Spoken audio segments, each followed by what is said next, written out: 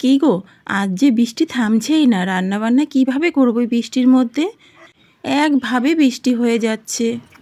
আরে উনুনটা ঘরে নিয়ে আসো, তারপর রান্না শুরু করে দাও। অনেক বেলা হয়েছে।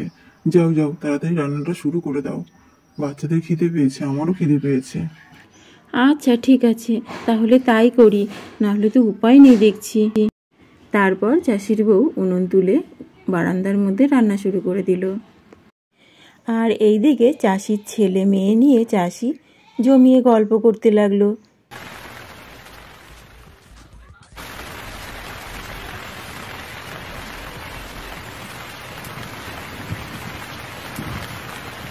সবাই রান্নাবান্না করে খাওয়া দাওয়া করে ঘরে এসে বিশ্রাম করছে।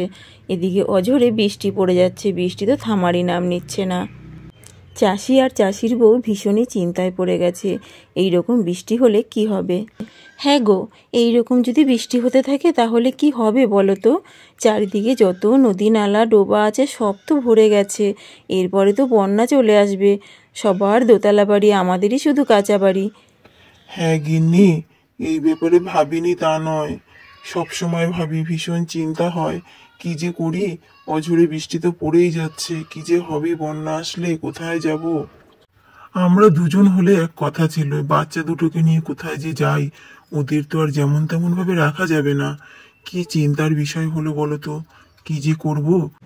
বলছি কি, দেখো না কারোর বাড়িতে যদি আমাদেরকে একটু থাকতে দেয় এই বন্যার কটা দিন, তাহলে তো খুব ভালো। আরে সে আমি জিজ্ঞাসা করিনি ভেবেছো? আমি অনেক কজনকে জিজ্ঞাসা করেছি, কেউ রাজি হয়নি। যাকে ছাড়ো সে কথা। বৃষ্টিটা থামলে আমি একটু ঘুরে দেখে আসবো চারিদিকের অবস্থাটা কি হলো। ওই দেখো, বৃষ্টিটা বোধহয় একটু থেমেছে, বুঝলে? আমি একটু যাই, ঘুরে দেখে আসি চারিদিকের কি অবস্থা। চিন্তায় আমার আর মাথা ঠিক নেই গো। এই কথা বলে চাষি তো বেরিয়ে পড়লো একটু গ্রাম ঘুরে দেখবে বলে, চারিদিকে জলের কি অবস্থা।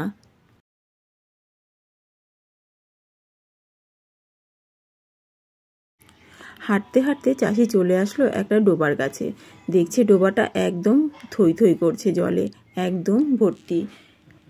আর একটু জল বাড়লেই গ্রামে ঢুকে পড়বে। আর এদিকে তো সমানে জল ঢুকেই যাচ্ছে ঢুকেই যাচ্ছে। কি যে করবে, চাষির মাথা ভীষণই খারাপ হয়ে গেল। এত যদি জল ঢোকে তাহলে গ্রাম ভরে যেতে আর সময় লাগবে না। এদিকে বৃষ্টিও তো থামার নাম নিচ্ছে না। তারপর চলে গেল আর এক জায়গায়। এখান থেকেও সমানে জল ঢুকে যাচ্ছে আর জল বেড়েই যাচ্ছে। আর একটু বাড়লেই গ্রামে ঢুকে পড়বে। এখন সে কি করবে, ভীষণ চিন্তায় পড়ে গেল। তাড়াতাড়ি করে বাড়ির দিকে রওনা দিল। তাড়াতাড়ি বাড়িতে গিয়ে গিন্নিকে বলতে হবে কি অবস্থা চারিদিকের, কি হবে এরকম জল বাড়লে, কি করে থাকবো আমরা। যাদের দোতলা বাড়ি আছে তাদের তো কোনো চিন্তা নেই, আমাদের তো যত চিন্তা। তাড়াতাড়ি যাই। এই ভাবতে ভাবতে বাড়ির দিকে রওনা দিচ্ছিল, এমন সময় আরে হারান ভাই যে, কোথায় গিয়েছিলে? আর বলবেন না, যা বৃষ্টি হচ্ছে তাই একটু বেরিয়েছিলাম জলটা দেখতে কত দূর হলো। মনে হচ্ছে বন্যা দু একদিনের মধ্যেই ঢুকে পড়বে, বুঝলেন?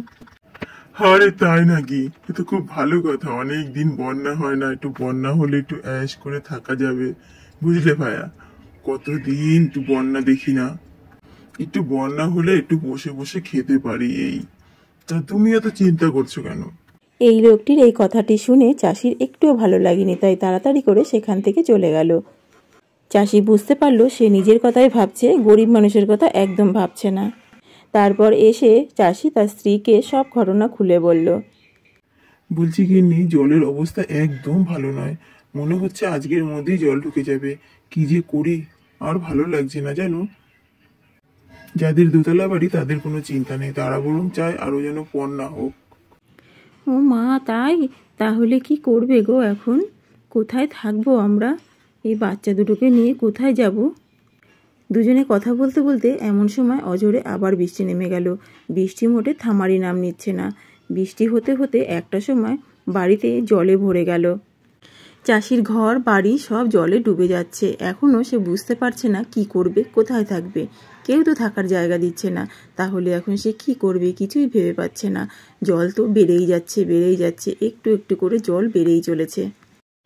কি গো, এবার তো কিছু করো, দেখো বাচ্চারা প্রায় ডুবে যাচ্ছে, আমরাও ডুবে যাব এরপরে। কি করবে, কোথায় থাকবো? কিছু তো করো। এইভাবে দাঁড়িয়ে থাকলে তো চলবে না, বলো। তুমি এখনো দাঁড়িয়ে আছো?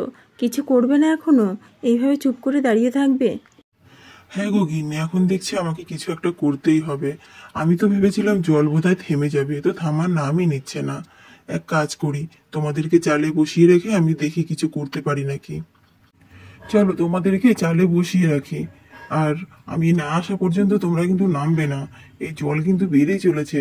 এদিকে বাচ্চারা তো জল দেখে ভীষণই আনন্দ করছে, দুই ভাই বোন মিলে লাফালাফি করছে জলের মধ্যে।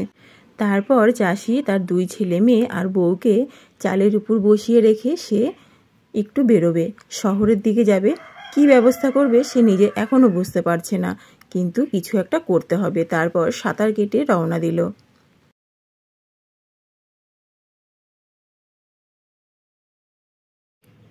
ওগো, তাড়াতাড়ি এসো কিন্তু, আর সাবধানে যাবে, অনেক জল কিন্তু, কতটা সাঁতার কাটতে হবে তোমাকে, একটু জিরিয়ে জিরিয়ে যেও, আর তাড়াতাড়ি আসবে, আমরা কিন্তু চিন্তা করব। ঠাকুরও যেন ভালো ভালো গিয়ে ফিরে আসতে পারে। তুমি দেখো ওকে, কতটা জল সাঁতার কেটে যাবে, কি করবে কে জানে। চাষি তো রাস্তা দিয়ে সাঁতার কেটে কেটে যাচ্ছিল, এমন সময় ওই লোকটি দাঁড়িয়েছিল আর চাষিকে কিছু একটা বলছিল। চাষি সে কথায় কানও দেয়নি, কারণ সেই লোকটির কথাতে খুবই রাগ হয়েছে চাষি। আরে ও দাদা, ও দাদা, কোথায় যাচ্ছেন এইভাবে সাঁতার কেটে? আরে এত জলে আপনি বেরিয়েছেন কেন? ডোবার জন্য নাকি? ডুবে যাবেন তো, বাড়ি ফিরে যান। আরে দাদা, কি বুঝবেন, দোতলায় বসে আছেন তো টেরটা পাচ্ছেন না, থাকার জায়গা থাকলে তো যাবো। এই বলে হারান চাষি আবারও সাঁতার কাটতে শুরু করে দিল। আরে বেরিয়েছেন যখন দাদা, সাবধানে যাবেন আর সাবধানে ফিরে আসবেন। আরে চিন্তা হয়তো, তাই বলছিলাম। এদিকে আবারও বৃষ্টি নেমে পড়েছে। চাষির বউ বসে রয়েছে আর চাষির ছেলে মেয়ে দুটো ঘুমিয়ে পড়েছে, বৃষ্টির মধ্যেই ভিজছে আর ঘুমোচ্ছে, আর চাষির বউ বসেই রয়েছে। বসে বসে ভাবছে চাষি কখন ফিরে আসবে, তার জন্য চিন্তা করছে। সেই কখন গিয়েছে, এখনও তো আসার নাম করছে না। কি হলো, এই জল বেড়ে চলেছে, এই জলের মধ্যে কোনো বিপদ আপদ হলো না তো? আমার তো ভীষণই চিন্তা হচ্ছে, কি করি আমি এখন। তারপর সুদেষ্ণা উঠে পড়ল। মা, ও মা, ওই দেখো বাবা আসছে দূর থেকে, তুমি দেখতে পাচ্ছ না? ওই দেখো একটা নৌকো নিয়ে আসছে। বাবা, বাবা নৌকো নিয়ে আসছে, ভাই তাড়াতাড়ি ও। হারান মাঝি শহর থেকে একটা নৌকা নিয়ে এসেছে, কারণ আর কোনো উপায় না পেয়ে একটা নৌকাই ব্যবস্থা করতে পারলো। আর নৌকাতে একদিকে সুবিধাই হবে, ডুবে যাওয়ার কোনো ভয় নেই। তারপর তাড়াতাড়ি করে হারান মাঝি নৌকোটা নিয়ে ঘরের সামনে চলে গেল। আরে কই গো, তাড়াতাড়ি উঠে এসো নৌকায়, আর চিন্তা নেই, আমাদের ডুবে যাওয়ার আর কোনো ভয় নেই, উঠে আসো, উঠে আসো তো। তারপর সবাই মিলে নৌকার মধ্যে উঠে পড়ল। নৌকার মধ্যে উঠে সবাই তো ভীষণই খুশি, আর সবাই খুব আনন্দও পেতে লাগলো। এতক্ষণ তো চাষির বউ খুবই চিন্তায় ছিল, আজ বোধহয় তারা মরেই যাবে ডুবে। তারপর চাষির বউ নৌকোর মধ্যে রান্নাবান্না শুরু করে দিল, কারণ সকাল থেকে কিচ্ছু খাওয়া হয়নি। কি গিন্নি, এখন আর ভয় করছে না তো? আর কোনো চিন্তা নেই, হ্যাঁ? এবার জলও বাড়বে, আমরাও উপরে উঠতে থাকবো। আরে ও হারান ভাই, এ তো তুমি কাজের কাজ করলে গো, আমরাই তো লাস্টে ডুবে যাবো দেখছি।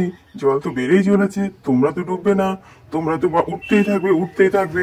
এখন তো আমার ভীষণ চিন্তা হতে লাগলো, মনে হচ্ছে আমাকেই তোমার নৌকোর মধ্যে উঠতে হবে ভাই।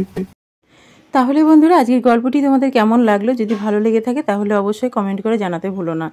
তাহলে এই পর্যন্তই, দেখা হবে আবার পরবর্তী কোনো ভিডিওতে। ততক্ষণ তোমরা ভালো থাকো, সুস্থ থাকো, টাটা আমার ছোট ছোট সোনা বন্ধুরা।